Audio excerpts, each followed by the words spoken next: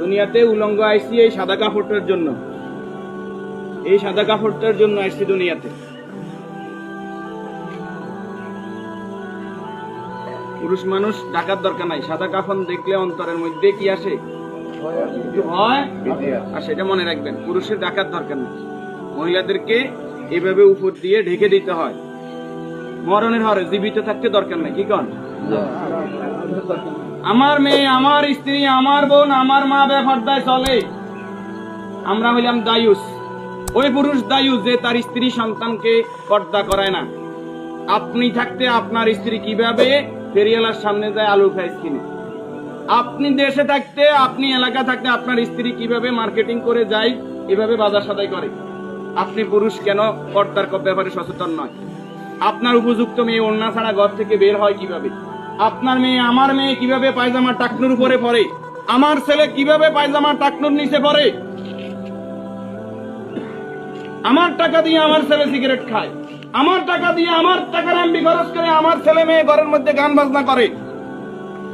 আপনি পুরুষ উদাসীন, আপনার খবর নাই। খোদার কসম, দায়ুস ওই পুরুষ যে পুরুষ তার পরিবারকে দিন শিক্ষা দেয় না, কোরআন শিক্ষা দেয় না, পর্দার কথা বলে না।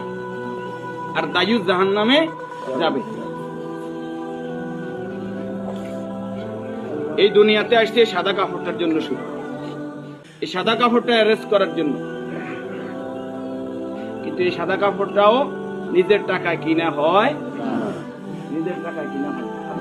কেউ না কেউ, আমরা অনেক সময় শুনছি যে 3.5 হাতের মালিক ছাড়া আমি ন, আমি নিজে 8-10টা কবর এইভাবে দিছি যে উনি যে জায়গা দেখাই গেছে এই জায়গা কবর দিন, আর জায়গা দিন আমাদের বাড়িতে। কথা কি বুঝতে পারছেন? উনি যে জায়গা দেখাই গেছে ওই জায়গায় দিতে পারি নাই বিভিন্ন কারণে। ওই জায়গার মধ্যে হয়তো পুরান কবর পড়ছে, অথবা ওই জায়গার মধ্যে খাদ গর্ত বেশি, পানি হয়ে গেছে।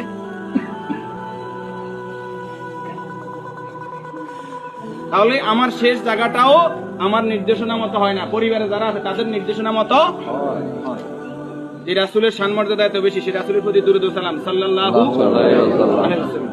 সম্মানিত উপস্থিতি, আল্লাহর গোলাম চেহারাতে বুঝতেছে অবশ্যই নেককার পরেজগার ছিল। আল্লাহ তাআলা ওনার জীবনের গুনাহগুলো মাফ করুন, আমিন। যে নেক আমলগুলো করেছে, দান সাদাকা করেছে, এর বদৌলতে কবর, হাসর, মিজান, ফুলসিরাত আল্লাহ কি করে দেখ,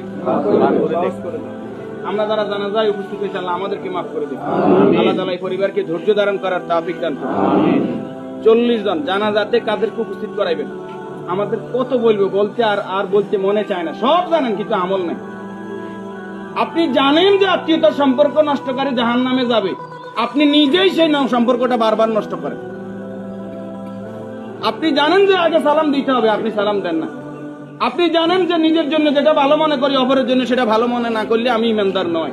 আপনি জানেন প্রতিবেশীর হক নষ্ট করলে ইমানদার নয়। কই নাই, সব শুধু জানি, আমল করি না। আমাদের মাঝ থেকে আমলটা দূরে সরে গেছে। এই নেককার গোলাম জানাজাতে নামাজি পরেজগার লোক, শিরিক মুক্ত লোক, আপনার দৃষ্টিতে যিনি শিরিক মুক্ত, এরকম 40 জন লোক যদি দোয়া করে আল্লাহ তাআলা ওই দোয়া কি করে? কবুল করে। 40 জন হাইবেন আইতেন না, উনি নামাজি পরেজগার, উনি হয়তো আপনি মনে করেন যে মাজারে সেজদা দেন শুধু কবিরা গুনাহ, মাজারে সেজদা দেন বুঝি শিরক। শনিবার মঙ্গলবার কি শিরক না? শনিবার মঙ্গলবার হিসাব করা শিরক না নি? শিরক, এটাও শিরক। এই যে জাদু টোনা করা, এটা কি শিরক না নি?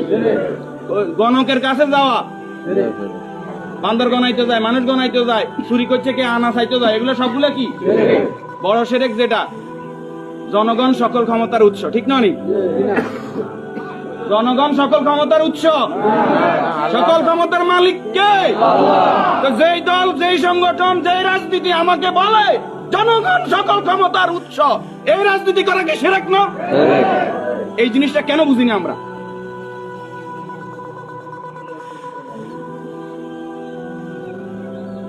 আপনি মুখে বললেন জনগণ সকল ক্ষমতার উৎস, অন্তরে আপনি বলবেন যে হ্যাঁ আল্লাহ সকল ক্ষমতার উৎস, এটা তো আল্লাহ মানে না। মুখে যেটা বলতে হবে অন্তরে এক থাকতে হবে। তাহলে সকল ক্ষমতার মালিক কে? আল্লাহ। আর যারা রাষ্ট্র ক্ষমতায় গিয়ে, একজন মুমিন ইসলামী রাষ্ট্র ব্যবস্থার বাইরে যাওয়ার কোনো সুযোগ নাই। যদি আওয়ামী লীগ আবার তওবা ইস্তেগফার করি আই কয় যে আমরা আল্লাহর আইন অনুযায়ী রাষ্ট্র চালাই, আমরা কইম আলহামদুলিল্লাহ। বিএনপি যদি কালকে বলে যে আমরা রাষ্ট্র চালাইম আল্লাহর আইন অনুযায়ী, কোরআনের আইন দিয়ে রাষ্ট্র চলবে, সৎ নামাজি ফরেজগার লোকরা চেয়ারম্যান মেম্বার হইব, তাকওয়াবান হইব, আমরা বিএনপির সাথে আছি, বিএনপি কে ভোট দেব।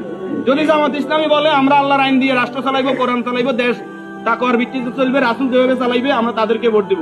যদি চরমরাই বলে তাদেরকে ভোট দিব। আমাদের ব্যক্তিগত কারো কোনো আরশ নাই। আমরা এই জমিনে আল্লাহর, এই জমিনে আইন চলবে কার? আল্লাহ। এবার যেই আসুক এই তকমা নিয়ে আমরা তাদের সাথে আছি। রাজি আছেন?